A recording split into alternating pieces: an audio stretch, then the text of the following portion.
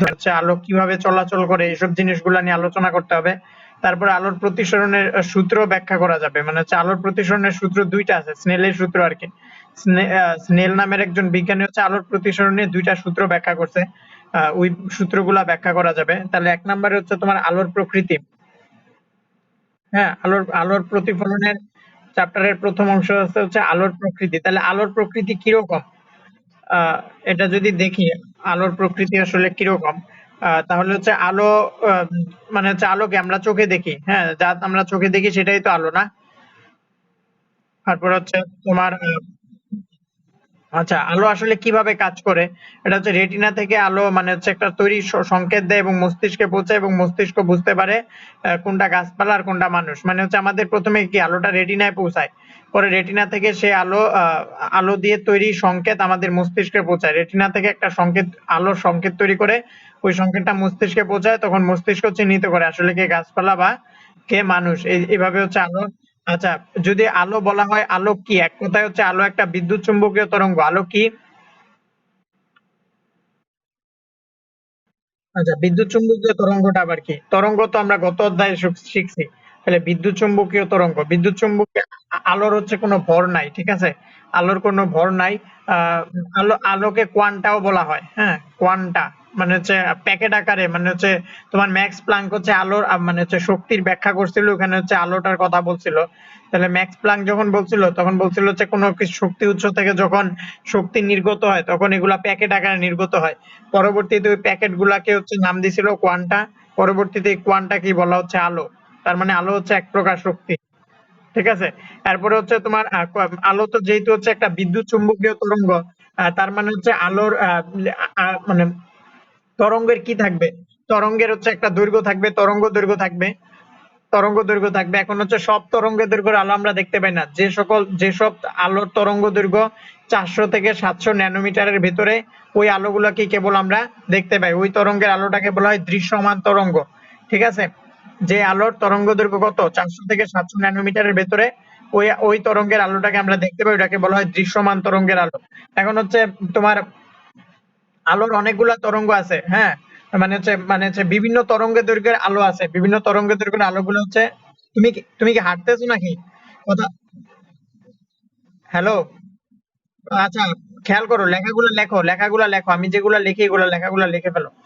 আচ্ছা, তাহলে হচ্ছে বিভিন্ন তরঙ্গের দৈর্ঘ্যের আলো আছে এবং সব আলো তরঙ্গ দৈর্ঘ্য দেখতে পাই না। যেমন ইনফ্রারেড আলোর তরঙ্গ দৈর্ঘ্য বেশি বলে আমরা খালি চোখে দেখতে পাই না, ইনফ্রারেড আলো। এবং টেলিভিশনের রিমোট কন্ট্রোল করার ইউনিট থেকে ইনফ্রারেড আলো বের হয় বলে আমরা সেখান থেকে আলো বের হতে দেখি না। মানে হচ্ছে রিমোটে যে আলোটা থাকে ওটাকে বলা হয় ইনফ্রারেড আলো, ঠিক আছে? ওই রিমোটের আলোটা কিন্তু মোবাইলের মধ্যে আবার ঠিকই বোঝা যায়। মোবাইলের ক্যামেরায় যদি হচ্ছে তুমি রিমোটের আলোটা হচ্ছে চাপ দাও এবং হচ্ছে ক্যামেরায় যদি তোমার ইয়াটা তখন হচ্ছে দেখা যায় আরকি। তাহলে ইনফ্রারেড আলোর হচ্ছে তরঙ্গ দৈর্ঘ্য আমাদের স্বাভাবিক তরঙ্গ দৈর্ঘ্য মানে হচ্ছে 400 থেকে 700 ন্যানোমিটারের তরঙ্গ দৈর্ঘ্যের বেশি, এবং ওটা আমরা দেখতে পাই না খালি চোখে, বাট হচ্ছে মোবাইলে ঠিকই দেখা যায়। তারপর হচ্ছে আলোর প্রতিফলন। এখন আলোর প্রতিফলন জিনিসটা হচ্ছে কি? আলোর প্রতিফলন জিনিসটা হচ্ছে, মনে করো আমি একটা টর্চ লাইট নিলাম, টর্চ লাইট নিলে হচ্ছে এখানে মনে করো একটা টর্চ লাইট আছে, এরকম একটা টর্চ লাইট দিয়ে হচ্ছে আলো ছড়াচ্ছে, চারপাশে হচ্ছে আলো ছড়াচ্ছে, এরকম আলো ছড়াচ্ছে। এখন আলো ছড়াইলে কি হবে? এই আলোটা হচ্ছে তোমার এখানে এসে এখানে এখানে মনে করো এই পাশে পারদ দিয়ে লাগানো হচ্ছে একটা বাধা, এটার ওই পাশে হচ্ছে আলো যেতে পারে না, তখন আলোটা হচ্ছে এখানে এখানে হচ্ছে কি এখানে যাবে, যে হচ্ছে প্রতিফলিত হয়ে আবার বিপরীত দিকে ফিরে আসবে। তাহলে কোনো আলো হচ্ছে তোমার কোথাও প্রতিফলিত হয়ে আবার আগের প্রথম মাধ্যমে ফিরে আসলে ওটাকে আলোর প্রতিফলন বলা হয়। বুঝছো জিনিসটা? যে প্রথম মাধ্যম থেকে দ্বিতীয় মাধ্যমে যাওয়ার সময় খানিকটা আলো প্রথম মাধ্যমেই ফিরে আসে এবং সেটার নাম হচ্ছে আলোর প্রতিফলন। তাহলে মনে করো এটা যদি একটা মাধ্যম বলি, হ্যাঁ, এটা একটা মাধ্যম, এই মাধ্যম থেকে এটা একটা মাধ্যম, এটা প্রথম মাধ্যম, এটা দ্বিতীয় মাধ্যম। তাহলে প্রথম মাধ্যম থেকে দ্বিতীয় মাধ্যমে যাওয়ার সময় আলো খানিকটা প্রথম মাধ্যমে ফিরে আসাটাকে বলা হয় আলোর প্রতিফলন, ঠিক আছে? তাহলে হচ্ছে এখন মনে করো হচ্ছে আমার একটা কাঁচ আছে, মনে করো এখানে একটা কাঁচ আছে।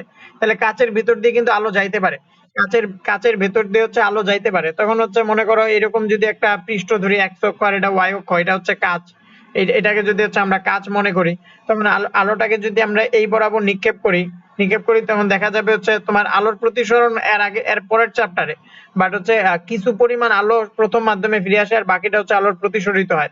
এখন হালকা মাধ্যম থেকে ঘন মাধ্যমে আলো গেলে তোমার হচ্ছে অবিলম্বের দিকে বেঁকে যায়, তখন এরকম বেঁকে যাবে, যাওয়ার কথা ছিল এই বরাবর, তখন এদিকে বেঁকে যায়। আলোর বেঁকে যাওয়ার ঘটনাকে বলা হয় আলোর প্রতিসরণ।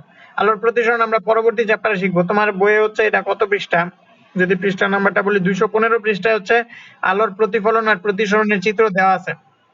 এই যে একটা আলো হচ্ছে আসতেছে, এরকম দেওয়া আর কি, যদি এটা একটা মাধ্যম হয় তাহলে হচ্ছে আলোটা হচ্ছে কিভাবে আসতেছে, যে এইভাবে আসতেছে তীর চিহ্ন দিয়ে দেখানো হয়েছে, আর হচ্ছে আলোটা প্রতিসরিত হয়ে যাচ্ছে, এই বরাবর হচ্ছে প্রতিসরিত হয়ে যাচ্ছে। তাহলে হচ্ছে যে প্রথম মাধ্যম থেকে আলো দ্বিতীয় মাধ্যমে যাওয়ার সময় আবার প্রথম মাধ্যমে ফিরে আসতেছে, তাহলে এটারে বলতেছে আলোর প্রতিফলন। আর হচ্ছে আরেকটু দেখানো হয়েছে হচ্ছে তোমার আরেকটা হচ্ছে বেঁকে যাচ্ছে, অবিলম্ব থেকে দূরে সরে যাচ্ছে, এই বরাবর চলে যাচ্ছে, তাহলে ওটারে বলছে হচ্ছে আলোর প্রতিসরণ। যাওয়ার কথা ছিল এই বরাবর কিন্তু হচ্ছে গেছে এই বরাবর, তাহলে এটাকে বলতেছে হচ্ছে আলোর, এটাকে বলতেছে হচ্ছে আলোর প্রতিসরণ। আর এই যে এইটাকে বলতেছে হচ্ছে আলোর, এটাকে বলতেছে হচ্ছে আলোর প্রতিফলন। ঠিক আছে, আমরা চিত্রের মাধ্যমে ব্যাখ্যা করছে। তারপর হচ্ছে আলোর প্রতিফলনের সূত্র। এখন যদি আলোর প্রতিফলনের সূত্র বলি তাহলে আলোর প্রতিফলনের সূত্র হচ্ছে দুইটা। ঠিক আছে, আলোর প্রতিফলনের সূত্র হচ্ছে দুইটা। একটা হচ্ছে কি প্রথম সূত্র হচ্ছে আপতন রশ্মি লম্ব দিয়ে আমরা যে সমতলটি কল্পনা করে নিয়েছিলাম প্রতিফলিত রশ্মি সেই সমতলেই থাকবে। মানে হচ্ছে তোমার কি বলছে আপতন রশ্মি কোনটা, যে রশ্মিটা হচ্ছে প্রথমে আপতিত হয় অবিলম্বের দিকে, মানে হচ্ছে এই যে এই রশ্মিটা হচ্ছে তোমার আপতন রশ্মি। ঠিক আছে, তাহলে আপতন রশ্মি ও লম্ব দিয়ে আমরা যে সমতলটি কল্পনা করি, যে লম্ব দিয়ে যে সমতলটি কল্পনা করেছিলাম প্রতিফলিত রশ্মিটি সেই সমতলই থাকবে। আচ্ছা, মানে হচ্ছে তোমার এই যে এই সমতলের এই পাশে এখানে আসলে দ্বিতীয় সূত্র হচ্ছে প্রতিফলন কোণটি আপতন কোণের সমান। আরে বাবা গো, যেই সূত্র লেখছে এখানে সূত্রে আসলে কোনো জাতের মধ্যে পড়ে না, এই লেখাটা সাধারণ মানুষ পড়ে জীবনে বুঝবে? আপতন রশ্মি লম্ব দিয়ে আমরা যে সমতলটি কল্পনা করেছিলাম নিয়েছিলাম প্রতিফলিত রশ্মিটি সেই সমতলে থাকবে। এটা আসলে বলতেছে কি জানো? হ্যালো, আচ্ছা, এটা বলতেছে হচ্ছে আপতিত রশ্মি প্রতিফলিত রশ্মি আপতন বিন্দু অবিলম্বের উপর অঙ্কিত অবিলম্ব একই সমতলে থাকে। আসল ভাষাটা ছিল এইরকম। এখন হচ্ছে বইটা হচ্ছে কেন এই ভাষায় লেখছে আমার মনে হয় জানে হচ্ছে টিচাররা বলে দিছে এমন ভাবে বইটা লেখেন যেন বইটা পড়তে কোনো টিচার লাগে, তাহলে আমাদের পেটে ভাত যাবে। বুঝো নাই? এই জন্য হচ্ছে মনে হয় বইটা এইভাবে লেখছে। তাহলে এই ভাষাটা আমার বুঝতে অনেক কঠিন হয়েছে, আমি সূত্রটা জানার পরে আমার বুঝতে কঠিন হয়েছে। আপতন রশ্মি লম্ব দিয়ে আমরা যে সমতলটি কল্পনা করে নিয়েছিলাম প্রতিফলিত রশ্মিটি সেই সমতলেই থাকবে। এটা আসলে যদি এটারে সহজভাবে বলি তাহলে হচ্ছে এটা আসল আগের বইয়ের সূত্রটা এরকম ছিল। মনে করো এটা হচ্ছে একটা অবিলম্ব, এটা x অক্ষ, এটা অবিলম্ব, এই যে এটা হচ্ছে আপতিত রশ্মি আর এটা হচ্ছে প্রতিফলিত রশ্মি। মনে করো আপতিত রশ্মি প্রতিফলিত রশ্মি আপতন বিন্দুতে অঙ্কিত অবিলম্ব একই সমতলে থাকে।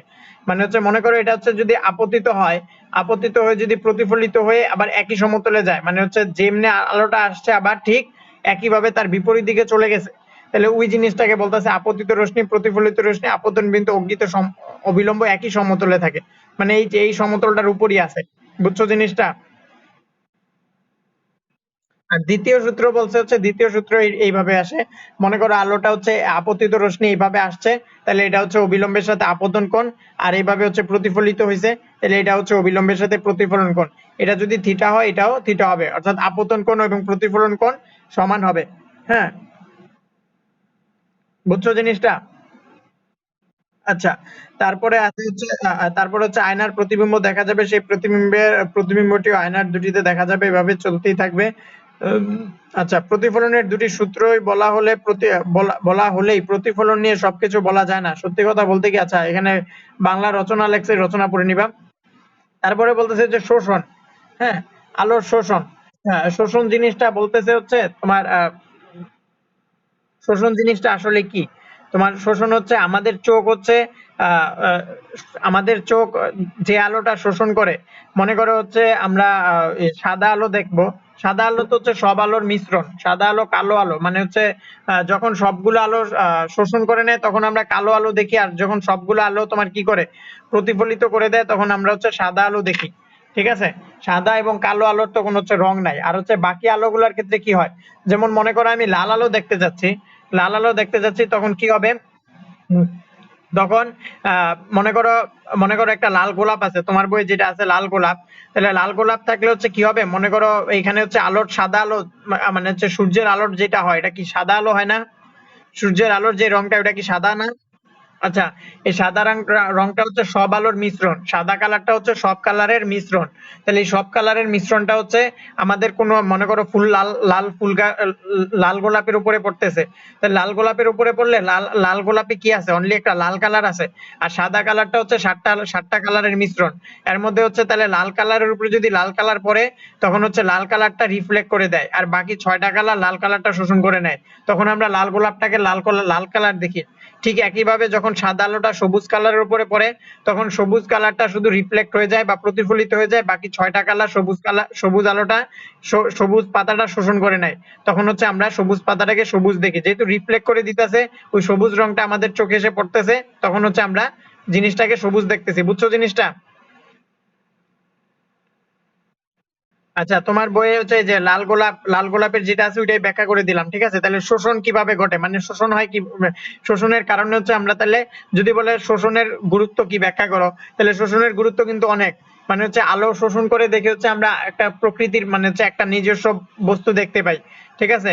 মানে হচ্ছে যেটা যেই কালার ওটার আমরা কালার হিসেবে কি পার্থক্য করতে পারি, ঠিক আছে? আলোর যদি শোষণ না করতো, মনে করো এখানে সাতটা আলোর তো সাদা কালার তো সাতটা কালারের মিশ্রণ, এখন কোন একটা বস্তুর উপর যদি সাতটা কালার পড়তো তখন আমরা সবকিছু সাদা দেখতাম। যদি হচ্ছে এই মনে করো লাল কালারটা যদি লাল আলোটাকে রিফ্লেক্ট না করতো আর বাকিগুলোকে শোষণ না করতো, তখন কি হতো, যদি সাতটা কালারই আবার রিফ্লেক্ট করে দিত তখন কি হতো, আমরা আবার লাল লাল কালারেও সাদা দেখতাম, সবুজ কালারের সাদা দেখতাম, সব সাদা দেখতাম। বুঝছো না? হ্যালো, তোমার আলোর শোষণ বললাম, তারপরে আসতে হচ্ছে তোমার কি মসৃণ অমসৃণ পৃষ্ঠ। তার মানে হচ্ছে আলোর যে প্রতিফলন হয়, হ্যাঁ, তা তুমি দেখো এখানে হচ্ছে আলোর প্রতিফলন, এই যে মনে করো এখানে একটা পৃষ্ঠ আছে, এরকম একটা পৃষ্ঠ, তাহলে এটা যদি অমসৃণ হয় এরকম হবে, হ্যাঁ, এরকম যদি একটা পৃষ্ঠ হয়, এটা হচ্ছে আমরা যে এরকম দেখালাম, এরকম পৃষ্ঠ আসলে কি বাস্তবে পাওয়া যায় নাকি? এটা হচ্ছে তোমার যদি অনুবীক্ষণ যন্ত্র দিয়ে দেখো, অতি ক্ষুদ্র অনুবীক্ষণ যন্ত্র বা মাইক্রোস্কোপ দিয়ে দেখো, তাহলে সমতল এবং অসমতল পৃষ্ঠগুলাকে এইভাবে হচ্ছে পার্থক্য করা যাবে, দেখা যাবে সমতল পৃষ্ঠে মাইক্রোস্কোপে খুব একটা তফাৎ না, এরকম ছোট ছোট করে এরকম এরকম আছে। আর যদি হচ্ছে আমরা কোনো অমসৃণ পৃষ্ঠ দেখি তখন দেখা যাবে এরকম পাহাড়ের মতো দেখা যেতেছে, ঠিক আছে? এখন এখানে যদি আলোটা প্রতিফলিত হয়, এখানে এখানে এটা হচ্ছে অমসৃণ পৃষ্ঠ আর এটা হচ্ছে মসৃণ পৃষ্ঠ, তাহলে অমসৃণ পৃষ্ঠে আলো যদি প্রতিফলিত এটাকে বলবে অমসৃণ পৃষ্ঠতল, আর মসৃণ পৃষ্ঠতল হচ্ছে এটা। তো তাহলে অমসৃণ পৃষ্ঠতলে যদি আলোটা পড়ে তাহলে হচ্ছে এখানে যে প্রতিফলন হবে প্রতিফলনটা কিন্তু হচ্ছে ব্যাপ্ত প্রতিফলন হবে, সুষম প্রতিফলন হবে না। মানে হচ্ছে তোমার এই আলোটা এখানে পড়লে মনে করো এইদিকে যাবে, আর যদি একটা আলো এমনে পড়ে তখন যাবে কেমনে, তখন মনে করো আবার এইদিকে গেল, হ্যাঁ, আরেকটা আলো যদি এমনে পড়ে তখন ওই দিকে যাবে, মানে প্রতিফলনটা সুষম হবে না। আর যদি মসৃণ পৃষ্ঠ হয়, এরকম মসৃণ পৃষ্ঠে যদি আলো পড়ে তাহলে সবগুলো আলো হচ্ছে যেমনে আসতেছে এমনি পড়তেছে, মানে সবগুলা আপতন কোণ প্রতিফলন কোণ সমান হবে। তাহলে সুষম পৃষ্ঠ অসম পৃষ্ঠে হচ্ছে সুষম প্রতিফলন ব্যাপ্ত প্রতিফলনের পার্থক্যটা বুঝছো? তোমার বই দেখো দুইটা চিত্র দেওয়া আছে, মসৃণ পৃষ্ঠে আলোর প্রতিফলন হয় কিন্তু অমসৃণ পৃষ্ঠে আলো বিচ্ছুরিত হয়। হ্যাঁ, অমসৃণ পৃষ্ঠে হচ্ছে মসৃণ পৃষ্ঠে হচ্ছে আলো প্রতিফলিত হয় আর অমসৃণ পৃষ্ঠে হচ্ছে আলো বিচ্ছুরিত হয়। এই কথাটা বলতেছে কারণ হচ্ছে তোমার অমসৃণ পৃষ্ঠে কি হয়, আলোগুলা সুষমভাবে প্রতিফলিত হয় না, আপতন কোণ প্রতিফলন কোণ সমান হয় না, এজন্য এটা বলতেছে যে বিচ্ছুরণ। মানে হচ্ছে বিচ্ছুরণ মানে ছোটাছুটি করে এলোমেলো এলোমেলো, এটা বুঝাইতেছে। তারপরে বলতেছে হচ্ছে আয়না অথবা হ্যাঁ হ্যাঁ, হ্যাঁ, দেয়ালকে তুমি মসৃণ পৃষ্ঠ বলতে পারো, বাট হচ্ছে দেয়ালকেও যদি তুমি হচ্ছে অতি ক্ষুদ্র মাইক্রোস্কোপের সাহায্যে ইয়া করো দেখো তখন হচ্ছে দেখা যাবে দেয়ালটা হচ্ছে তোমার অমসৃণ অমসৃণ দেখা যাইতেছে। মসৃণ পৃষ্ঠ হচ্ছে তুমি বলতে পারো হচ্ছে কাঁচটা মসৃণ পৃষ্ঠ বলতে পারো, কারণ কাঁচটা হচ্ছে কাঁচের উপরে হচ্ছে আলোটা প্রতিফলন হলে সুষম প্রতিফলন ঘটে। দেয়ালটা হচ্ছে তোমার উঁচু নিচু থাকে। তোমার যে এই যে বইয়ে যে চিত্রটা দেয়া আছে এটা দেয়ালের পৃষ্ঠই দেওয়া আছে, দেয়ালের পৃষ্ঠটাকে অমসৃণ পৃষ্ঠ হিসেবে ওরা বলছে, বুঝছো? আচ্ছা, তারপরে তারপরের অংশটা হচ্ছে আয়না অথবা দর্পণ। এই যে আয়না অথবা দর্পণের কথাটা বলতেছে হচ্ছে আয়নায় আসলে হচ্ছে আমরা কিভাবে হচ্ছে দেখি, এখানে দেখো আলোর প্রতিফলন করছে, এক্স বস্তু থেকে হচ্ছে আলোটা যাচ্ছে, আলোটা যে হচ্ছে তোমার এখানে কোনো একটা বস্তুতে প্রতিফলিত হয়ে আবার আবার আমাদের চোখে আসতেছে। তার মানে এখানে হচ্ছে আলোটা কিন্তু হচ্ছে আয়নাতে যে আমরা বস্তু দেখি, এখানে আমরা প্রতিফলন হয়। এখানে হচ্ছে দেখো বলতেছে হচ্ছে অ্যালুমিনিয়ামের প্রলেপ দেওয়া হয় যেন একটি 40% হালকা আরেকটি 96% স্পষ্ট, এরকম দুটি প্রতিবিম্ব তৈরি হয় না, একটি 100% স্পষ্ট প্রতিবিম্ব তৈরি হয়। এখানে তোমার প্রতিবিম্বর কথা বলতেছে, কিভাবে কোন ধরনের প্রতিবিম্ব তৈরি হয়। টেলিস্কোপ বা অন্য অপটিক্যাল যন্ত্রে যখন মূল প্রতিবিম্বটা খুব গুরুত্বপূর্ণ হয়, তখন কাচের উপরেই রূপা বা অ্যালুমিনিয়ামের প্রলেপ দেওয়া হয় যেন, আচ্ছা এখানে তুমি রিডিং করলে পড়াটা বুঝতে পারবে আসলে কি বলতেছে। আর এখানে হচ্ছে এখানে যে ব্যাখ্যাটা করছে, এটা হচ্ছে তোমার, যদি ব্যাখ্যাটা বলি তাহলে এখানে বুঝানো হচ্ছে, দেখো এখানে উল্টা জিনিসটা দেখা যাইতেছে, অর্থাৎ হচ্ছে আয়নার ভিতরের জন্য আমরা তাকাইলে দেখা যায় বাম হাতটাকে ডান হাত মনে হয়, ডান হাতটাকে বাম হাত মনে হয়। কারণ হচ্ছে দেখো এখানে আলোটা কিন্তু প্রতিফলিত হয়ে উল্টা হয়ে যাচ্ছে, নিচের থেকে হচ্ছে অ্যাকচুয়ালি আসার কথা কিন্তু এটা উল্টা হয়ে মানে হচ্ছে যেটা সবচেয়ে ইয়াতে ছিল, সবার উপরে ছিল, এটা সবার নিচে চলে গেছে। মানে আয়নাতে হচ্ছে আলোর প্রতিবিম্বটা যখন হয় তখন উল্টায় যায়, যার কারণে হচ্ছে আমরা ডান হাতকে বাম হাত এবং বাম হাতকে ডান হাত দেখে মানে চেঞ্জ হয়ে যায়। তারপর প্রতিবিম্বের কথাটা বলতেছে, তাহলে প্রতিবিম্ব জিনিসটা কি? প্রতিবিম্ব জিনিসটা হচ্ছে তোমার তুমি যখন আয়নার সামনে দাঁড়াও তখন নিজের প্রতিবিম্ব দেখতে পাও, তুমি আয়নায় যতটুকু সামনে আছো তোমার মনে হয় প্রতিবিম্ব। আচ্ছা, প্রতিবিম্ব হচ্ছে তোমার তোমার একটা বিম্ব, হ্যাঁ, তোমার একটা বিম্বকেই প্রতিবিম্ব বলা হয়। অর্থাৎ আহ যদি এখানে ব্যাখ্যা করি, যেমন হচ্ছে আমরা যখন গলীয় দর্পণ পড়বো, গলীয় দর্পণ এখানেই আছে, এই টপিকসে হচ্ছে গলীয় দর্পণ আছে। প্রথমে হচ্ছে সমতল দর্পণ নিয়ে আলোচনা করছে, তারপরে গলীয় দর্পণ আছে। তাহলে প্রতিবিম্ব জিনিসটা হচ্ছে তোমার তোমার অবয়বটা বা তোমার বিম্বটাকে প্রতিবিম্ব বলা হয়। এটার যদি আপতন কোণ সমান প্রতিফলন কোণ, মানে কোন একটা বস্তু, যেমন হচ্ছে তুমি যদি আয়নার সামনে দাঁড়াও তাহলে আয়নার সামনে তোমার যে অবস্থানটা দেখতে পাও, ওটা কি তোমার প্রতিবিম্ব বলা হয়, অর্থাৎ প্রতিফলনের ফলে প্রতিবিম্ব তৈরি হয়। ঠিক আছে। তাহলে এখানে হচ্ছে প্রতিবিম্ব নিয়ে হচ্ছে একটা কথা বলতেছে, এখানে হচ্ছে এক্স অবস্থানের বস্তুটির প্রতিবিম্ব দেখার জন্য এক্সপি এবং এক্স ওয়াই দুটি আলোক রশ্মি ব্যবহার করাই যথেষ্ট। এখন কোন একটা বস্তুর প্রতিবিম্ব বা হচ্ছে প্রকৃত আকার দেখার জন্য হচ্ছে কিভাবে প্রতিবিম্ব তৈরি করা হয় বা কিভাবে প্রতিবিম্ব পাওয়া যায়, এখানে হচ্ছে এই কথাটা বলতেছে। যেমন সমতল পৃষ্ঠে যখন প্রতিবিম্ব তৈরি হয়, আগের বইয়ে হচ্ছে সমতল পৃষ্ঠে প্রতিবিম্ব তৈরির প্রমাণটা ছিল, এই বই নাই। তাহলে সমতল পৃষ্ঠে যখন প্রতিবিম্ব তৈরি হয়, এখানে হচ্ছে বলতেছে এরকম একটা, মনে করো কাঁচ আছে, এরকম একটা কাঁচ আছে, কাঁচে হচ্ছে সমতল পৃষ্ঠ। তাহলে হচ্ছে এখানে হচ্ছে এক্স ওয়াই, এখানে মনে করো ওটা হচ্ছে ওয়াই ওয়াই ওয়াই প্রাইম ধরছে, আচ্ছা ঠিক আছে সমস্যা নেই। মনে করো এটা হচ্ছে ওয়াই আর ওয়াই প্রাইম। তাহলে এখানে হচ্ছে আমার একটা বস্তু আছে, এক্স ওয়াই একটা বস্তু, এদিকে খেয়াল করো, এক্স ওয়াই একটা বস্তু আছে। আচ্ছা, এক্স ওয়াই একটা বস্তু আছে। এখন এখান থেকে হচ্ছে আমি যদি লম্ব বরাবর আলোটা নিক্ষেপ করি, লম্ব বরাবর আলো নিক্ষেপ করলে কি হবে, মনে করো, আচ্ছা এই লম্ব বরাবর আলোটা নিক্ষেপ করার আসলে দরকার হয় না। উম, এখান থেকে মনে করো এই বরাবর এমনি যদি আলো দেই তখন হচ্ছে কি হবে, এই বরাবর যদি আলোটা দেই, এই বরাবর আলো দিলে আলো হচ্ছে তার এমনি যাবে, প্রতিফলিত হবে, প্রতিফলিত হবে। আরেকটা আলো, এটা হচ্ছে আমার চোখ আর কি।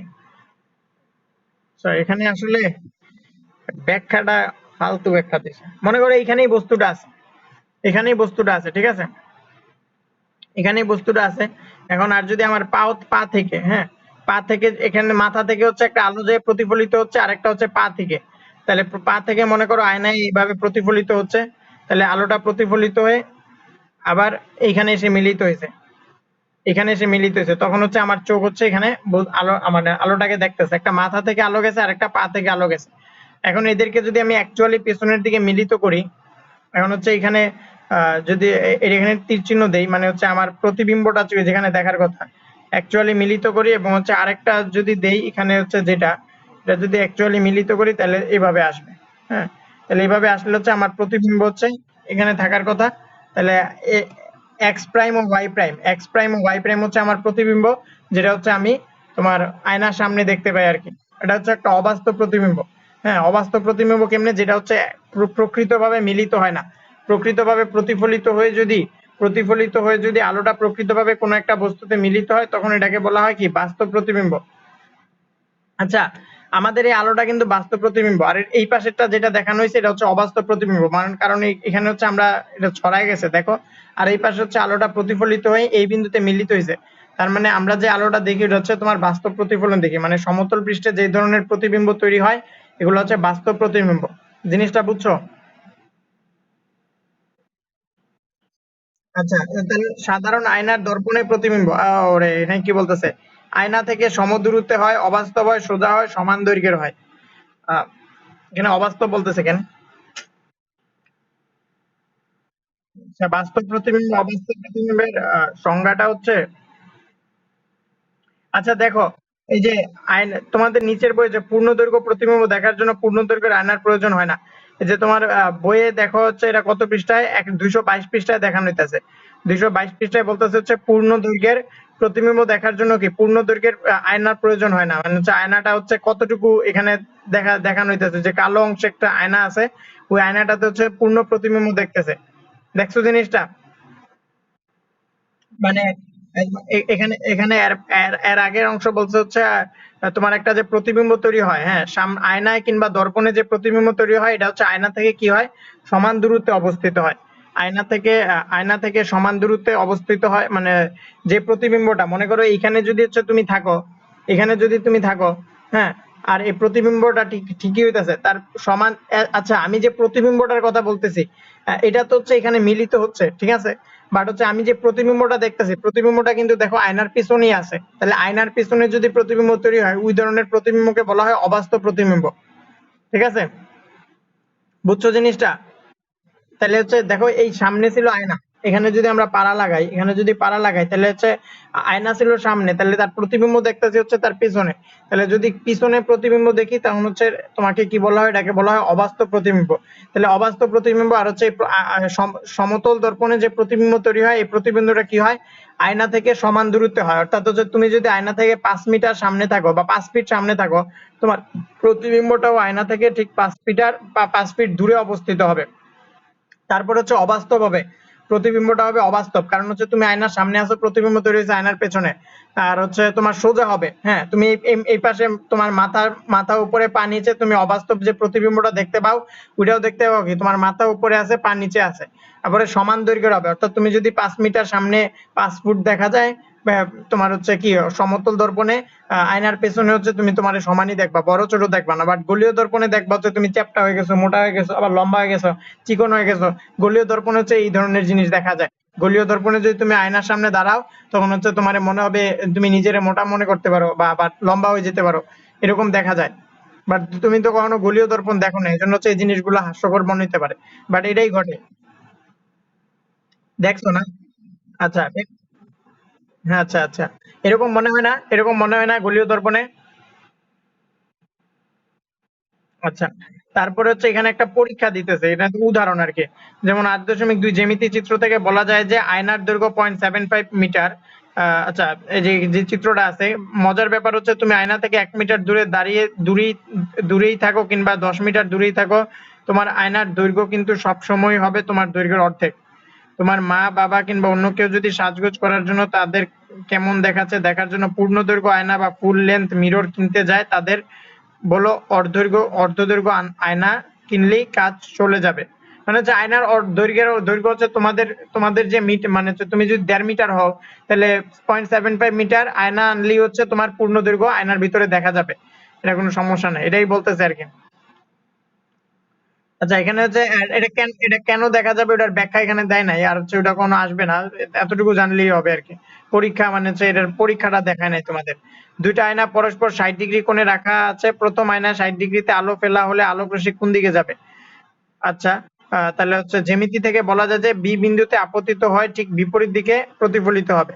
তাহলে হচ্ছে আলোটা হচ্ছে তোমার আমরা জানি আপতন কোণ এবং প্রতিসরণ কোণ কত সমান হয়। আপতন কোণ এবং প্রতিফলন কোণ, আলোর যে দুইটা সূত্র জানি ওখান থেকে জানি আলোর আপতন কোণ এবং প্রতিফলন কোণ সমান হয়। এজন্য হচ্ছে আলো যদি মনে করো এখানে এখানে একটা চিত্র আছে, যে চিত্রটা, তাহলে মনে যদি আলো যদি এভাবে আসে তাহলে হচ্ছে 60 ডিগ্রি কোণে আপতিত হলে 60 ডিগ্রি কোণেই প্রতিসরিত হবে, অর্থাৎ এটা আর এটা সমান হবে।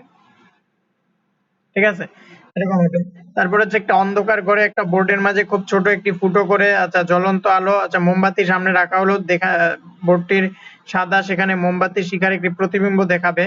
আচ্ছা, প্রতিবিম্ব দেখাবে। এখন হচ্ছে আচ্ছা, কি এটা অন্ধকার ঘরে বোর্ডের মাঝে খুব ছোট একটি ফুটো করে জ্বলন্ত মোমবাতি সামনে রাখা হলো। চিত্রে যেমন দেখানো হয়েছে, বোর্ডটির অন্য পাশে একটি সাদা কাগজ রাখা।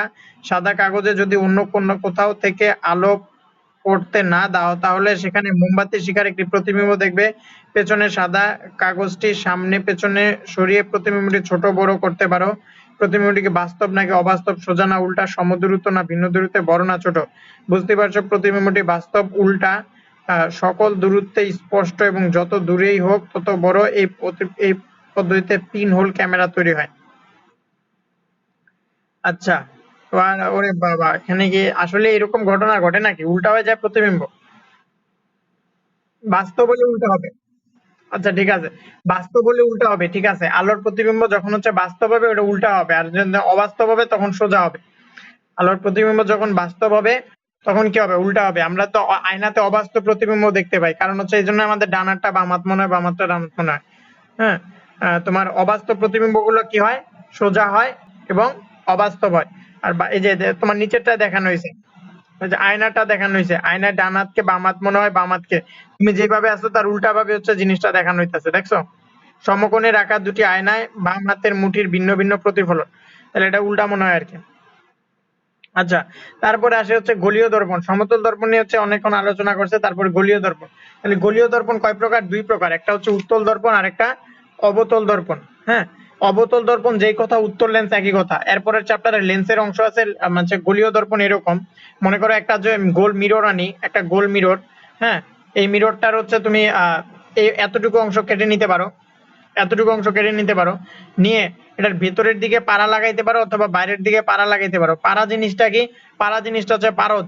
পারদ বা অন্য কোনো পদার্থ যেটা হচ্ছে আলো ভেদ করতে পারে না, ওই ধরনের পদার্থ লাগাইতে পারো। তাহলে মনে করো আমি এই অংশটা কাটলাম, ঠিক আছে, এই অংশটা কেটে এরকম এরকম রইলো, এই অংশটা এরকম রইলো। এখন এই অংশটা যদি হচ্ছে আমি বাইরের দিকে পাড়া লাগাই, বাইরের দিকে পাড়া লাগাই, তখন হচ্ছে এই যে দর্পণটা তৈরি হবে এটাকে বলবো অবতল দর্পণ। তখন যে দর্পণটা তৈরি হবে এটাকে বলবে অবতল দর্পণ। অবতল দর্পণ। আর যদি মনে করো আমি যে অংশটা কাটছি, মনে করো যে এই অংশটা কাটছিলাম, এই অংশটা কাটছিলাম, কাটার পরে এটার ভেতরের দিকে পাড়া লাগাইছে, তাহলে ভেতরের দিকে পাড়া লাগাইলে এটাকে বলবো হচ্ছে তোমার উত্তল দর্পণ। তখন হচ্ছে আলোটা এখানে আসবে, আসার পরে কি হবে? আসার পরে তো অবশ্যই প্রতিফলিত হবে। হ্যাঁ, অবশ্যই প্রতিফলিত হবে। মনে করো প্রতিফলন যদি এইদিকে হয়, তাহলে পেছনের দিকে যেতে পারে, এটার বলবো হচ্ছে উত্তল দর্পণ, ঠিক আছে। এটাকে বলবে উত্তল দর্পণ। তাহলে উত্তল দর্পণে আর অবতল দর্পণে হচ্ছে তোমার, উত্তল দর্পণে সবসময় হচ্ছে কাল্পনিক প্রতিবিম্ব তৈরি হয়, আর অবতল দর্পণে হচ্ছে বাস্তব প্রতিবিম্ব তৈরি হয়। অবতল দর্পণ তো এটা, কারণ এইখানে যদি হচ্ছে তোমার মনে করো আলো আসে, আলো এই বরাবর আসলে হচ্ছে আলোটা এই বরাবর যাবে। আরেকটা হচ্ছে মানে আমরা দর্পণ রিলেটেড অনেকগুলো সূত্র শিখবো, হচ্ছে আলো কিভাবে গেলে কিভাবে, মানে গলীয় দর্পণ এবং উত্তল দর্পণে আলো কিভাবে আপতিত হলে কি ঘটে, এই জিনিসগুলো জানবো। তাহলে দেখো যে উত্তল আয়না একটা দিছে তোমার, কনভেক্স মিরর। উত্তল আয়না ইংলিশ হচ্ছে তোমার কনভেক্স মিরর। তোমার এখানে বলতেছে হচ্ছে বক্রতার ব্যাসার্ধ, বক্রতার ব্যাসার্ধ হচ্ছে ফোকাসের অর্ধেক। প্রমাণ করো বক্রতার ব্যাসার্ধ ফোকাসের অর্ধেক, এরকম একটা প্রমাণ তোমার দেখানো আছে। তাহলে হচ্ছে আয়না, যখন আমরা উত্তল দর্পণ আর অবতল দর্পণ পড়বো তখন হচ্ছে তোমার বক্রতার ব্যাসার্ধ কি, প্রধান ফোকাস কি, হ্যাঁ, এরপর হচ্ছে বক্রতার কেন্দ্র কি, এই জিনিসগুলো সবগুলা জানতে হবে। তাহলে আপাতত হচ্ছে জেনে রাখি যে মনে করো যে এই প্রথমে তো আমাদের এরকম একটা আয়না ছিল, এরকম আয়নার আমরা এতটুকু অংশ কাটছিলাম।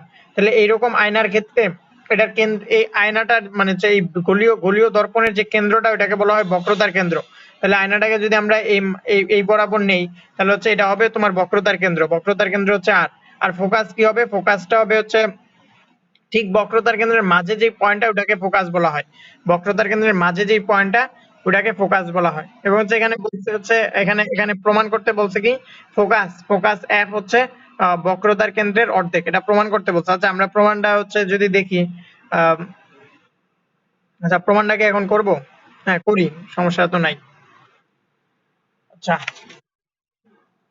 প্রমাণটা যদি করি, তাহলে আগে চিত্রটা কমপ্লিট করতে হবে। তাহলে আমরা চিত্রটা আঁকি, এরকম একটা চিত্র বলছে।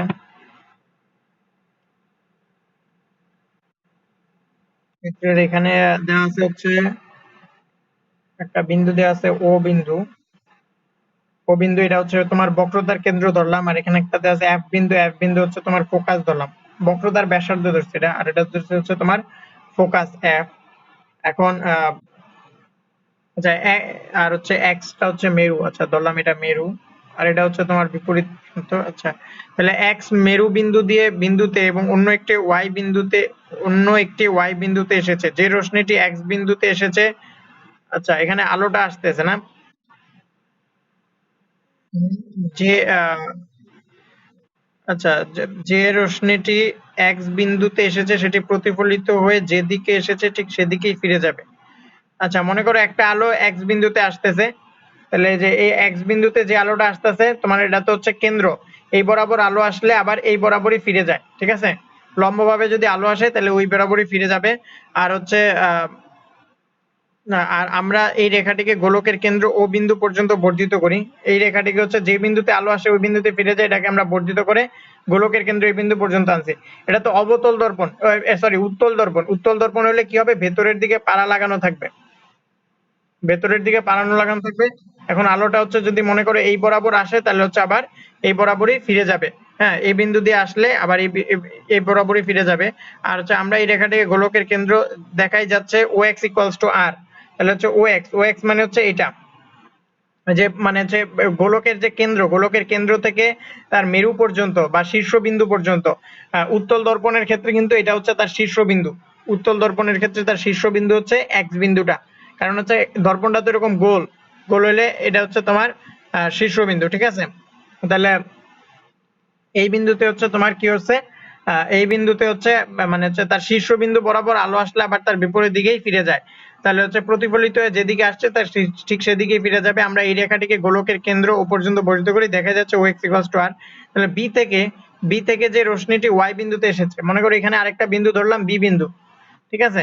তাহলে বি থেকে যে ওয়াই রশ্মিটি যখন এইভাবে আসবে, হ্যাঁ এটার পেছনের দিকে যেহেতু পাড়া লাগানো আছে, তার মানে আলোটা এই বরাবর আসলে তোমার প্রতিফলিত এটা কি করবে, তোমার মনে করো ওএন বরাবর যাবে, ঠিক আছে। তাহলে হচ্ছে এখানে লিখতেছে বি থেকে যে ওয়াই বিন্দুতে এসেছে সেটি ও বিন্দু, সেই বিন্দুতে লম্ব ওএন এর সাথে থিটা ওয়ান আপতন কোণ করেছে। ওএন এর সাথে লম্ব থিটা ওয়ান আপতন কোণ করেছে, ঠিক আছে। আচ্ছা আমরা ধরলাম তাহলে হচ্ছে থিটা ওয়ান আপতন কোণ, এইভাবে হচ্ছে তোমার থিটা ওয়ান এন বিন্দু, এখানে হচ্ছে ওয়াই, এটারও যদি ওয়াই ধরি তাহলে হচ্ছে থিটা ওয়ান আপতন কোণ করেছে। এই বরাবর আলোটা এসে, যেহেতু হচ্ছে গোলীয় দর্পণ, তাহলে হচ্ছে এই বরাবর আলো এসে এই বরাবর তোমার কি প্রতিফলিত হইলো, ঠিক আছে। এখন বিওয়াই এর সাথে রশ্মিটির প্রতিফলন কোণ বিওয়াই, আচ্ছা বিওয়াই কোনটা, আচ্ছা বিওয়াই এটা, তাহলে বিওয়াই এর সাথে রশ্মিটির প্রতিফলন কোণ থিটা আর, এবং সেটি প্রতিফলিত হয়ে ওয়াইপি দিয়ে যাবে। আবার কি বলছে, আচ্ছা ওএন এর সাথে থিটা ওয়ান আপতন কোণ করেছে, বিওয়াই রশ্মিটির প্রতিফলন কোণ থিটা আর। আচ্ছা এখন মনে করো বিওয়াই রশ্মিটির প্রতিফলন কোণ, হে এটা বিওয়াই রশ্মিটির প্রতিফলন কোণ থিটা আর কিভাবে হয়, থিটা আর এখানে কি বলছে, গোলকের কেন্দ্র ও বিন্দুতে, আচ্ছা এরপর হচ্ছে বি থেকে যে রশ্মিটি ও ওয়াই বিন্দুতে এসেছে সেটি সেই বিন্দুতে লম্ব ওএন এর সাথে, লম্ব ওএন, ও আচ্ছা এটা লম্ব, আচ্ছা আচ্ছা তাহলে এটাকে যদি লম্ব ধরি, মানে হচ্ছে তোমার আলোটা যে মানে এটা এটা হচ্ছে অবিলম্ব আর কি, বুঝছো জিনিসটা। তাহলে অবিলম্বের সাথে হচ্ছে থিটা, মানে হচ্ছে বি ওয়াই এন, অবিলম্বের সাথে থিটা কোণে আপতিত হয়েছে, তাহলে প্রতিফলিত হবে আবার এই কোণে, বুঝছো জিনিসটা। এটা হচ্ছে অবিলম্ব, এটা হচ্ছে অবিলম্ব। তাহলে অবিলম্ব হচ্ছে ওয়াই অবিলম্বের সাথে বিওয়াই আপতিত রশ্মিটা, তাহলে থিটা ওয়ান কোণে আপতিত হয়ে প্রতিফলিত হয়েছে, প্রতিফলিত হয়েছে এই কোণে, তাহলে যেটা আমরা থিটা আর ধরলাম, এটা এটা কার সাথে, আবার লম্বের সাথে, মানে হচ্ছে তোমার এনওয়াই লম্বের সাথে থিটা আর কোণে প্রতিফলিত হয়েছে, ঠিক আছে। তাহলে হচ্ছে তোমার যদি এই লম্বটা না থাকে তাহলে হচ্ছে টোটালটা হয়ে যাবে প্রতিফলন কোণ, বুঝছো জিনিসটা। তাহলে ওয়াইপি দিয়ে যাবে, আচ্ছা ওয়াইপি দিয়ে যাবে। আমরা পিওয়াই কে বর্ধিত করলে সেটি, পিওয়াই কে বর্ধিত করলে মানে এই যে এটাকে যদি হচ্ছে বর্ধিত করি পেছনের দিকে, আচ্ছা পিওয়াই কে বর্ধিত করলে সেটি ও এক্স রেখাকে এফ বিন্দুতে, তাহলে এটা যদি আমরা বর্ধিত করি তাহলে ও এক্স রেখাকে এফ বিন্দুতে ছেদ করে, ঠিক আছে। এই যে আমরা এখানে দেখাইছি এটা, যে বর্ধিত করে ও এক্স রেখাকে এফ বিন্দুতে ছেদ করতেছে। আচ্ছা এখন হচ্ছে এফ ও সমান এফ ওয়াই, এফ ও কোনটা, এফ থেকে ও, এফ ও সমান এফ ওয়াই, এফ ওয়াই কোনটা, এই যেটা, তার মানে এই রেখাটা আর এই রেখাটা সমান, কেন সমান? কারণ আমরা জানি যেখানে বলে দিছে দেখো FO সমান FY, কারণ OFY ত্রিভুজের কোন FOY, কোন FOY, FOY কোনটা? এই যে এটা FOY, ওরে বাবা, OFY হতে পারে, FOY কেমনে? আচ্ছা কোন কোন FOY, কোন OFY ত্রিভুজে FOY, আচ্ছা FOY, ওরে খাইছে, এই কোনটা FOY হচ্ছে এই কোনটা, ঠিক আছে? তাহলে কোন FOY, কোন FOY সমান কোন OFY, OFY এই কোন আর এই কোন সমান, যেহেতু FOY সমান θ1, FOY যেই কথা, আচ্ছা FOY যেই কথা, আবার হচ্ছে BYN একই কথা আর কি, যেহেতু FOY সমান θ1, তো θ1 মানে যে θi, ঠিক আছে, θi এবং FOY সমান θr, মানে হচ্ছে আমরা কি জানি প্রতিফলন কোণ এবং আপতন কোণ সমান, এজন্য হচ্ছে আমরা এই কোণ আর এই কোণ সমান লিখতে পারবো, ঠিক আছে? বুঝছো জিনিসটা? আচ্ছা এখন FY সর্বসম FX, FY কোনটা? FY হচ্ছে F থেকে Y, এটা FY সর্বসম FX, FX কোনটা? FX হচ্ছে এটা, FY আর FX সমান, মানে হচ্ছে এখন হচ্ছে FY সর্বসম FX যখন XY ব্যাসার্ধ আর অনেক ছোট তখন এটি সত্য। যখন XY ব্যাসার্ধটা যখন হচ্ছে অনেক ছোট হবে, XY তো এইটা, যখন XY ব্যাসার্ধ, যখন XY ব্যাসার্ধ থেকে অনেক ছোট হবে, মানে হচ্ছে এই যে ব্যাসার্ধ তো হচ্ছে OX, ঠিক আছে, ব্যাসার্ধ তো OX, আর যখন এই XY মানে হচ্ছে তোমার ওই যে যেখান থেকে প্রতিফলন হচ্ছে এই দূরত্বটা যখন অনেক ছোট হবে, ঠিক আছে, এই দূরত্বটা যখন অনেক ছোট হবে তখন হচ্ছে আমরা কি বলতে পারবো? তখন হচ্ছে আমরা সর্বসম বলতে পারবো আর কি, FY সর্বসম FX। আচ্ছা দেখো এই দূরত্বটা যদি ছোট ছোট, হ্যালো, এই দূরত্বটা যদি অনেক ছোট হয়, মনে করো খুব কাছে, তাহলে হচ্ছে এই দূরত্বটা যেটা এখান থেকে এই দূরত্বটা একই হয়ে যাবে না? মানে যখন হচ্ছে, মানে হচ্ছে তখন FX আর FY সমান হয়ে যাবে, মানে এইখান থেকে এই দূরত্ব যেখানে, এটা মনে করো আমরা ঘুরাইতেছি, এটা হচ্ছে মনে করো এমনি ঘুরে কাছে আসতেছে, তার মানে যত কাছে আসবে যেহেতু এটা, মানে তখন দূরত্বটা সমান হয়ে যাবে, তখন আমরা লিখতে পারবো FX সমান FY। কখন? যখন XY মানে হচ্ছে X থেকে Y বিন্দুটা হচ্ছে অনেক কাছে, ঠিক আছে, এই কথাটা বলতেছে, মানে হচ্ছে যে FY সর্বসম FX যখন XY ব্যাসার্ধ R থেকে অনেক ছোট তখন এটি সত্য, বেশিরভাগ উত্তল আয়নায় এটি সত্য, ঠিক আছে? তাহলে হচ্ছে এবার বলতেছে হচ্ছে FO সমান FY, FO এইটা আর FY কিভাবে, এটা মানে এমনি দেখলে আসলে মনে হয় সমান না, কারণ F বিন্দুটা থেকে X বিন্দু FX আর FO সমান, কিন্তু হচ্ছে FY সমান হওয়ার কথা না, বাট হচ্ছে আমরা এখানে কি বলতেছি FX সমান FY। আবার আমরা জানি হচ্ছে যেহেতু এই কোণ আর এই কোণ সমান, এই কোণ সমান, তাহলে এই কোণের বিপরীত বাহু এই বাহু, আর এই কোণের বিপরীত বাহু এই বাহু, এই দুইটা বাহু সমান হবে। আবার এখানে এখানে কি OFY আসলে আহ এই কোণটা, OFY মানে হচ্ছে এই কোণ। আচ্ছা এখানে কি বলতেছে, কাজী FO সমান FY, FO মানে কোনটা? এই যে এই বাহুটা, ঠিক আছে, FO মানে কিন্তু এই বাহু, এই যে FO সমান FY মানে কি? FY মানে হচ্ছে এই বাহু। আমরা একটু আগে দেখলাম FX সমান FY, আবার এখন বলতেছি হচ্ছে FO সমান FY, FO সমান FY, তাহলে হচ্ছে আমরা কি লিখতে পারবো? FO সমান FX, FO সমান FX লিখতে পারবো। আবার আমরা জানি হচ্ছে OX equals to, কি লেখা যাবে? OX equals to FO মানে OF প্লাস FX, অথবা OF প্লাস OF, আর OX সমান হচ্ছে R, আর OF প্লাস OF মানে হচ্ছে F প্লাস F, তার মানে R সমান 2F, মানে F সমান R/2, এটাই প্রমাণ করতে বলছিল। বুঝছো জিনিসটা? আচ্ছা এইখানে মনে হয় তোমার একটু কনফিউশন আছে, আচ্ছা কনফিউশনটা দূর করার জন্য আমি বলি, আসলে ঘটনাটা কি ঘটছে? ঘটনাটা ঘটছে হচ্ছে আমরা কি জানি আপতন কোণ এবং প্রতিফলন কোণ সমান, এটা তো আমরা জানি,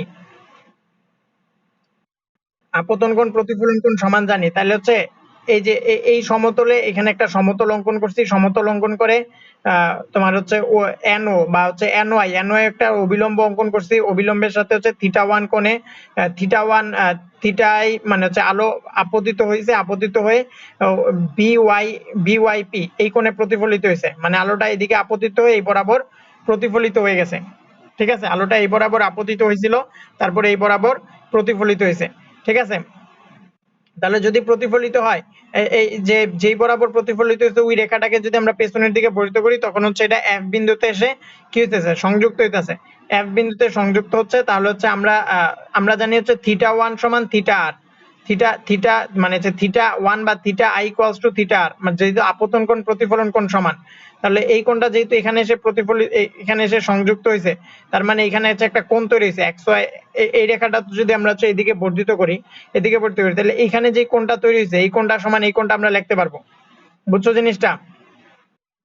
এই কোণটা সমান এই কোণটা লিখতে পারবো। তাহলে এই কোণটার নাম কি? এই কোণটার নাম হচ্ছে কোণ ও এফ ওয়াই, কোণ ও এফ ওয়াই। ঠিক আছে, তাহলে হচ্ছে এই যেখানে লিখছি এফ ও ওয়াই মানে হচ্ছে এই কোণটা, আর হচ্ছে আরেকটা আছে ও এফ ওয়াই, কই বা হচ্ছে ও এফ ওয়াই যেই কথা, ওয়াই এফ ও একই কথা, ওয়াই এফ ও লেখছে না, এফ ও ওয়াই। আচ্ছা এফ ও ওয়াই তো এইটা, এফ ও ওয়াই তো এই কোণটা।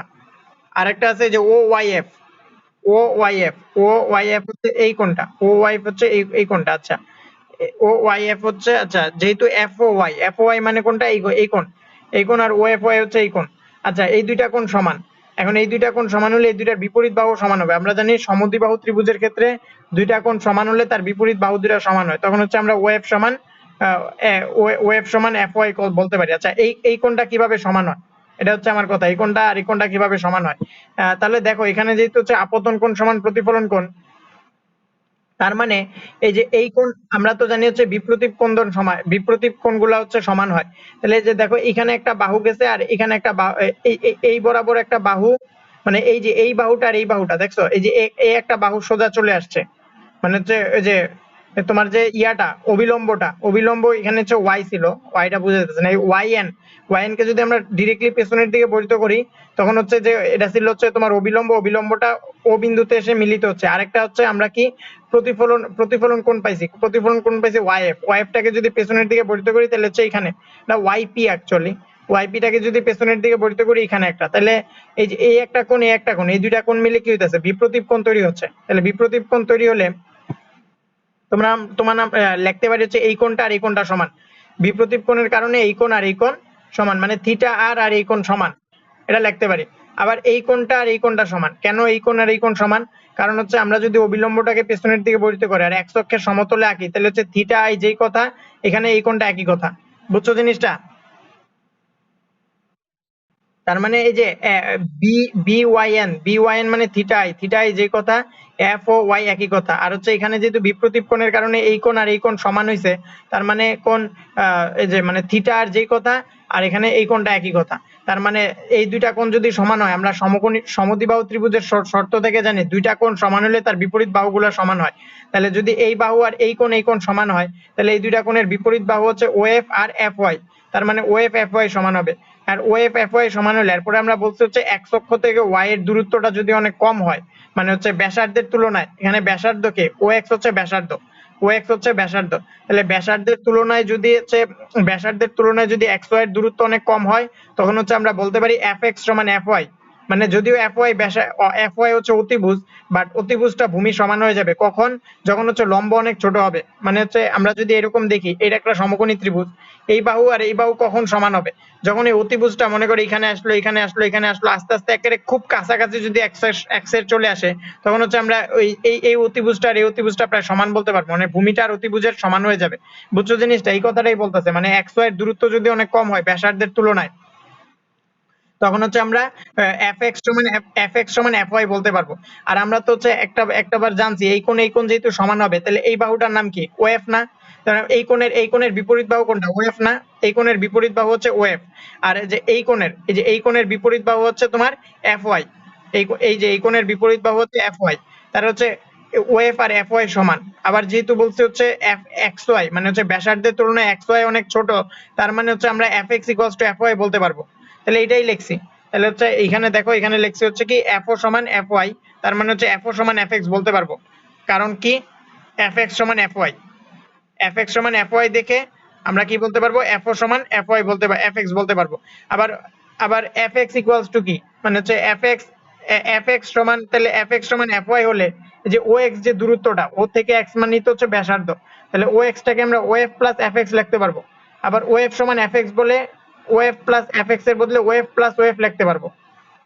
আর ox ইকুয়ালস টু এই যে এখানে লিখছি দেখো ox ইকুয়ালস টু r, আর of সমান of, আর fx সমান আবার of লিখছি, তাহলে of মানে হচ্ছে f, আর of মানে f মানে 2f, আর এখানে r, তাহলে r f equals to r/2। বুঝছো না জিনিসটা? আচ্ছা, আর আরেকটু ভালো করে পড়লে হচ্ছে তুমি নিজেই বুঝে ফেলবা। এবার হচ্ছে তোমার গোলীয় উত্তল আয়নার প্রতিবিম্ব। আচ্ছা, গোলীয় উত্তল আয়নার প্রতিবিম্ব হচ্ছে আমরা আগেই বলছি চামচের বাইরের অংশটি গোলীয় উত্তল আয়নার।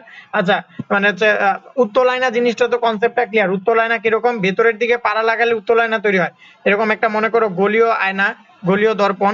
এখন এই দর্পণটার এতটুকু অংশ কেটে এটার যদি আমরা ভেতরের দিকে পাড়া লাগাই দেই, ভেতরের দিকে পাড়া লাগাই দিই, তাহলে হচ্ছে এবার যদি আমরা আলোটা এখান দিয়ে নিক্ষেপ করি তখন আলোটা কি হবে, আলোটা হচ্ছে তোমার বাইরের দিকে ছড়িয়ে যাবে, মানে এরকম হয়ে যাবে, এই বরাবর যাবে। একটু আগে আমরা দেখছি যদি এই বরাবর হচ্ছে একটা অবিলম্ব কল্পনা করি, তাহলে হচ্ছে যে এটা থিটা আই হয়, তাহলে অবিলম্বের সাথে এটা থিটা আর হিসাবে হয়ে যাবে। আপতন কোণ এবং প্রতিফলন কোণ সমান হবে আর কি। ঠিক আছে, তাহলে এটা হচ্ছে গোলীয় উত্তল দর্পণের ক্ষেত্রে। তাহলে গোলীয় উত্তল আয়নার প্রতিবিম্ব, তাহলে সবসময় মনে রাখবা গোলীয় উত্তল আয়নায় যে প্রতিবিম্বটা তৈরি হয় ওটা কি তৈরি হয়, অবাস্তব তৈরি হয়। গোলীয় উত্তল আয়নার প্রতিবিম্বটা অবাস্তব এবং সোজা তৈরি হয়। ঠিক আছে, গোলীয় উত্তল আয়না যেই কথা, তোমার অবতল লেন্স একই কথা। উত্তল আয়না সমান অবতল লেন্স, এটা মনে রাখবা। মানে এরপরের চ্যাপ্টারে অবতল লেন্স পড়বা, উত্তল আয়না বা উত্তল দর্পণ সমান অবতল লেন্স। মানে উত্তল আয়নায় যেই ঘটনাগুলা ঘটবে এরপরের চ্যাপ্টারে অবতল লেন্সে একই ঘটনা ঘটবে, এই জিনিসটা মনে রাখবা। তাহলে হচ্ছে আলোক রশ্মি কেন্দ্রমুখী হলে, মানে গলীয় উত্তল আয়নার প্রতিবিম্বের কথা বলতেছে। তাহলে হচ্ছে আমরা আগে একটা উত্তল আয়না আঁকি। এখানে হচ্ছে তোমার পাড়া লাগায় নাই, এই জন্য হচ্ছে জিনিসটা বুঝতে তোমাদের অনেক কঠিন হবে। যদি হচ্ছে চিত্রটা দেয়া দিছে কোন দিক থেকে আলোটা আসতেছে, তো অনেক কঠিন হওয়ার কথা। ঠিক আছে, তাহলে আমি একটু চিত্রটা কমপ্লিট করি, আগে চিত্রটা আঁকি। এরকম ভেতরের দিকে পাড়া লাগায়, উত্তল আয়না হলে ভেতরের দিকে পাড়া লাগায়, ভেতরের দিকে পাড়া লাগাইছি। এখানে হচ্ছে আমরা একটা মানে হচ্ছে মেরু নিছি, এখানে মনে করো এটা মেরু। তাহলে হচ্ছে যদি নেই, তারপরে হচ্ছে যদি হচ্ছে আমরা এবার মনে করো এখানে হচ্ছে একটা কি পেন্সিল আঁকছে, তাহলে আমিও এখানে একটা পেন্সিল আঁকি। এই যে পেন্সিলের এটা হচ্ছে শীর্ষ। ঠিক আছে, তাহলে যদি পেন্সিল আঁকি, তারপরে হচ্ছে এটার নাম দিছে এক্স এবং এটার নাম দিছে ওয়াই।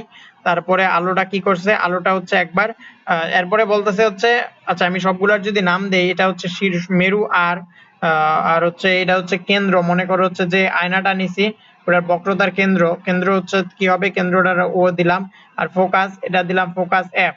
ঠিক আছে, তারপরে বলছে আলোক রশ্মি কেন্দ্রমুখী হলে, কেন্দ্রমুখী মানে হচ্ছে এই যে এই কেন্দ্র বরাবর হলে আর কি। ঠিক আছে, আলোক রশ্মি কেন্দ্রমুখী হলে এক্সএন কিংবা ওয়াই আর রশ্মি, এক্সএন কোনটা, এই যে এটা হচ্ছে এক্স, তাহলে এক্স থেকে এক্স এন। আচ্ছা, কেন্দ্রমুখী মানে হচ্ছে আলোক রশ্মিটা যদি তোমার এই কেন্দ্র বরাবর আসে, বক্রতার কেন্দ্র আর কি বলতেছে, বক্রতার কেন্দ্র বরাবর আসে। ঠিক আছে, আলোক রশ্মি কেন্দ্রমুখী হলে তাহলে হচ্ছে এক্স এন, এটা যদি এন নাম দেই। ঠিক আছে, এই যে এই জায়গাটার নাম যদি আমরা কি দিই, এন দেই। ঠিক আছে, তাহলে এক্স এন কিংবা এরপরে কি বলছে, এক্স এন কিংবা ওয়াই কই, এই যে ওয়াই আর, এক্স এন কিংবা ওয়াই আর সেটি লম্বভাবে প্রতিফলিত হয়ে যেদিকে এসেছে ঠিক সেদিক দিয়েই ফিরে যাবে। এক্সএন কিংবা ওয়াই সেটি লম্বভাবে প্রতিফলিত যেদিকে আসছে ঠিক সেদিক দিয়ে ফিরে যাবে। বুঝছো জিনিসটা? মানে হচ্ছে আলোটা যদি হচ্ছে এইভাবে আসে, তাহলে ঠিক যেভাবে আসছে আবার এইভাবেই ফিরে যাবে। এটা হচ্ছে গোলীয় দর্পণের একটা শর্ত।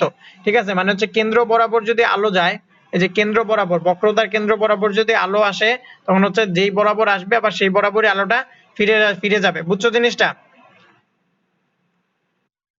এরপরে বলতেছে যে প্রধান অক্ষের সমান্তরাল।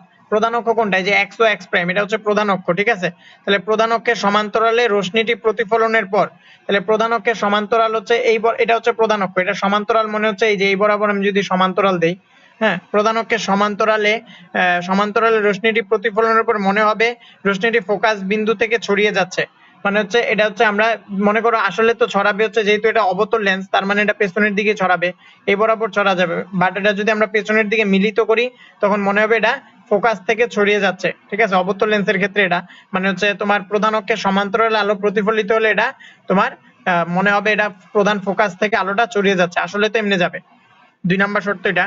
আর 3 নাম্বার শর্ত বলতেছে আলোক রশ্মিটির দিক পরিবর্তন করা হলে এটি যে দিক থেকে এসেছে ঠিক সেদিকেই ফিরে যাবে। কাজেই কোনো আলোক রশ্মি ফোকাস অভিমুখী হলে সেটি প্রধান অক্ষের সমান্তরাল হয়ে প্রতিফলিত হবে।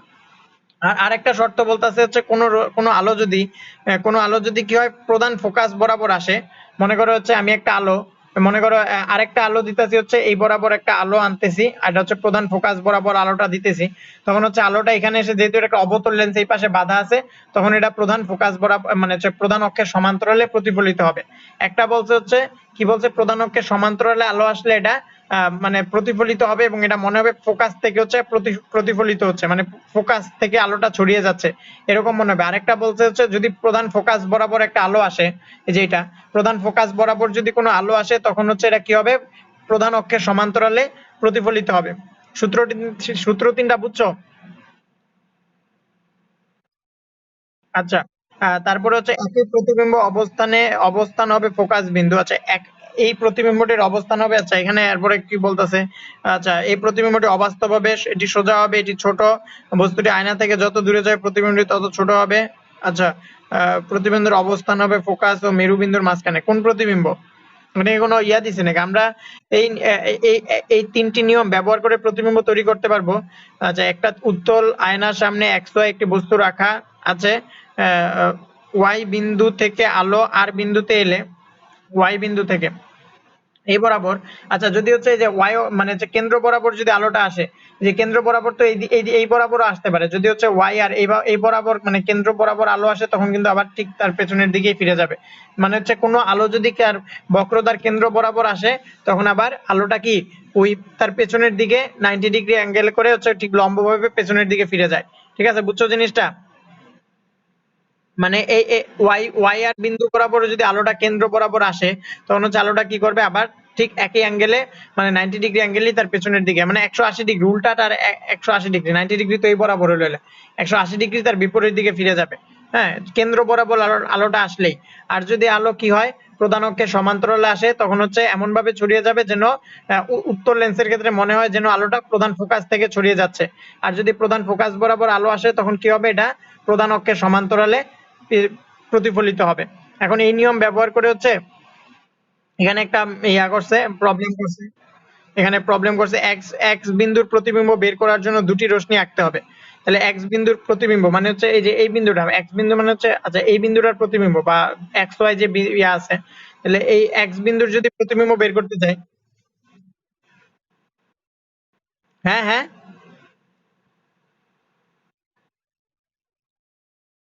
আচ্ছা, তাহলে হচ্ছে এখানে তোমার একই প্রতিবিম্বের মানে হচ্ছে উত্তর লেন্সের ক্ষেত্রে আসলে জিনিসটা সহজ, উত্তর লেন্সের ক্ষেত্রে তোমার বেশি থাকে না। তাহলে এই প্রতিবিম্বের অবস্থান হবে ফোকাস বিন্দু ও মেরু বিন্দুর মাঝখানে। বস্তুটির ফোকাস বিন্দু মেরু বিন্দুর মাঝখানে যে আমরা যে একটা যে এখানে যে তোমার ইয়াটা আছে না, তোমার পেন্সিলটা আছে, তাহলে পেন্সিলটা যদি হচ্ছে দেখো আসলে অ্যাকচুয়াল ঘটনাটা কি করতেছে, এখানে হচ্ছে আলোটা এখানে প্রতিবিম্ব আসলে জিনিসটা কি, প্রতিবিম্ব হচ্ছে যখন দুইটা প্রতিফলনের বিন্দু একসাথে একটা বিন্দুতে এসে মিলিত ওখানে একটা প্রতিবিম্ব তৈরি হয়। তাহলে হচ্ছে এখানে আসলে ঘটনাটা কি করতেছে দেখো, এই যে ওয়াই বিন্দু থেকে আলো যদি এই অক্ষের সমান্তরালে এক্স অক্ষের সমান্তরালে আসে তখন তার বিপরীত দিকে যাবে এবং হচ্ছে আলোটা এসে কই মিলিত হইতেছে প্রধান ফোকাসে মিলিত হয়েছে। আরেকটা আলো মনে করো ও ওয়াই বরাবর এসে আবার তার বিপরীত দিকে চলে যাচ্ছে এবং যদি হচ্ছে আমরা, আচ্ছা তাহলে আরেকটা আলো যদি হচ্ছে তোমার ফোকাস বরাবর আসে তখন হচ্ছে কি হবে এটা হচ্ছে তোমার প্রধান অক্ষের সমান্তরালে যাবে। এখন এখানে আসলে কি হইতাছে, তাহলে এই আলোটাকে হচ্ছে যে আলোটা হচ্ছে তোমার প্রধান অক্ষের সমান্তরালে আসছিল এবং হচ্ছে এটা কি প্রতিফলিত হয়েছে এই বরাবর প্রতিফলিত হয়েছে, এটাকে পেছনের দিকে আনলে প্রধান ফোকাসে মিলিত হয়েছে। তাহলে এই যে একটা বিন্দু পাইলাম, তাহলে আরেকটা বিন্দু হচ্ছে আহ এখানে তোমার দুইটা বিন্দু দেখানো হয়েছে। আচ্ছা দুইটা বিন্দু যে দেখানো হয়েছে এটা আসলে কোন কোন দুইটা বিন্দু, আরেকটা আচ্ছা এই যে আরেকটা আলো দেখানো হয়েছে হচ্ছে যে কেন্দ্র বরাবর আসছে, দেখো এই যে বক্রতার কেন্দ্র বরাবর যে আলোটা আসছে আবার তার বিপরীত দিকে ফিরে আসছে। বাট এটাকে যদি হচ্ছে আমরা কি করি, এটাকে যদি হচ্ছে আমরা ফোকাস বরাবর আনি, ঠিক আছে, মানে হচ্ছে যদি এটাকে হচ্ছে অ্যাকচুয়ালি আনি তাহলে হচ্ছে এভাবে তো আসে, এসে তার বিপরীত দিকে মিলিত হয়েছে, তাহলে এখান থেকে তাহলে দেখো দুইটা দুইটা মিলিত বিন্দু কিন্তু পাওয়া গেছে। একটা আসলে হচ্ছে এফ বিন্দু থেকে চলে যাচ্ছে মনে হইতেছে, আরেকটা কি কেন্দ্র বরাবর এসে তার বিপরীত দিকে চলে গেছে, তাহলে কেন্দ্র বরাবর আসলে এখানে হচ্ছে একটা মিলিত পয়েন্ট হইছে, তাহলে হচ্ছে তোমার প্রতিবিম্বটা হবে এইখানে। ঠিক আছে, যে পেন্সিলের প্রতিবিম্ব তৈরি হবে এইখানে। বুঝছো জিনিসটা? মানে আমি জিনিসটা আরো ক্লিয়ার করি, দেখো এই যে কেন্দ্র বরাবর যদি আলো আসে, কেন্দ্র বরাবর যদি আলো আসে তাহলে কি হবে, কেন্দ্র বরাবর আলো আসলে যেভাবে আলোটা আসছে ঠিক তার বিপরীত দিকে সেইভাবেই আলোটা চলে যাবে। তাহলে দেখো এই যে কেন্দ্র হচ্ছে, বক্রতার কেন্দ্র হচ্ছে ও, তাহলে আলোটা হচ্ছে এই বরাবর এসে তার বিপরীত দিকে চলে গেছে। আরেকটা আলো হচ্ছে কি করছে, এক্স অক্ষের সমান্তরালে আসছে, আসার পরে কি হয়েছে, এক্স অক্ষের সমান্তরালে আসার পরে এটা তোমার কি এমন ভাবে প্রতিফলিত হচ্ছে, মানে উত্তর লেন্সের শর্ত অনুযায়ী এমন ভাবে এক্স অক্ষের সমান্তরালে যদি কোনো আলো আসে তাহলে এমন ভাবে প্রতিফলিত হবে যেন এটা ফোকাস থেকে প্রতিফলিত হচ্ছে যেন মনে হয়। তার মানে মনে হয় মানে কি এটা আসলে ফোকাস থেকে প্রতিফলিত হবে না, বাট এটা যদি পেছনের দিকে বর্ধিত করা হয় তখন মনে হবে কি এটা ফোকাস থেকে প্রতিফলিত হচ্ছে। তাহলে হচ্ছে এই যে এই এই এই আলোটার নাম যদি দিয়ে হচ্ছে আমরা এক্স থেকে এখানে হচ্ছে নাম দিলাম এক্স পি, তাহলে এক্স পি আলোটা হচ্ছে তোমার মনে করো এক্স আর ওয়াই আর সমান্তরালের, ওয়াই আর আলোর সমান্তরালে হচ্ছে আমরা এক্সপি লিখলাম। তাহলে এক্সপি যেহেতু সমান্তরালে আছে এটা এমন ভাবে প্রতিফলিত হয়, মনে করো পিএন বরাবর প্রতিফলিত হলে এই আলোটাকে যদি হচ্ছে আমরা পেছনের দিকে বর্ধিত করি তাহলে ফোকাস এসে মিলিত হবে। তাহলে একটা আলো হচ্ছে এক্সও, এক্সও আলোটা যেহেতু কেন্দ্র বরাবর আসছে তাহলে ওই বরাবরই চলে যাবে। আর আরেকটা আলো কি পিএন, পিএনটাকে যদি পেছনের দিকে মিলাই তখন হচ্ছে দুইটা আলোর যে ছেদবিন্দু এই বিন্দুটার নাম দিলাম আমরা হচ্ছে এম। তাহলে এম ছেদবিন্দু পাওয়া গেল, তাহলে এম ছেদবিন্দুর আর হচ্ছে আর যদি প্রধান অক্ষর নাম দিলাম যে প্রধান অক্ষ, ওই বিন্দুর নাম যদি জেড দেই তাহলে এম জেড হবে কি, এম জেড হবে এক্স ওয়াই এর প্রতিবিম্ব। আর যেহেতু প্রতিবিম্বটা সোজা, সোজা হলো সবসময় মনে রাখবা যেই প্রতিবিম্ব সোজা এটা হবে অবাস্তব, তার মানে এক্স ওয়াই যে প্রতিবিম্বটা এটা হবে কি অবাস্তব প্রতিবিম্ব তৈরি হবে। হ্যাঁ, তাহলে হচ্ছে একটা অবাস্তব প্রতিবিম্ব তৈরি হবে, সোজা তৈরি হবে, ছোট। দেখো দেখতে ছোট না, এই যে পেন্সিলের থেকে এটার প্রতিবিম্বটা ছোট হয়ে গেছে, তার মানে উত্তর লেন্সের যে যে প্রতিবিম্বগুলো তৈরি হবে এগুলা কি হবে, একটি সোজা হবে, অবাস্তব প্রতিবিম্ব তৈরি হবে, ছোট হবে। ছোট হবে, আরেকটা কি প্রতিবিম্বের অবস্থান হবে ফোকাস বিন্দু মেরুবিন্দুর মাঝখানে। মেরুবিন্দু হচ্ছে এটা আর ফোকাস বিন্দু হচ্ছে এটা, দেখো প্রতিবিম্বটা কি ফোকাস বিন্দু আর মেরুবিন্দুর মাঝখানে না। আচ্ছা, তাহলে এই কথাগুলাই বলছে আর কি, ঠিক আছে। তারপরে হচ্ছে হচ্ছে অবতল গলীয় আয়না।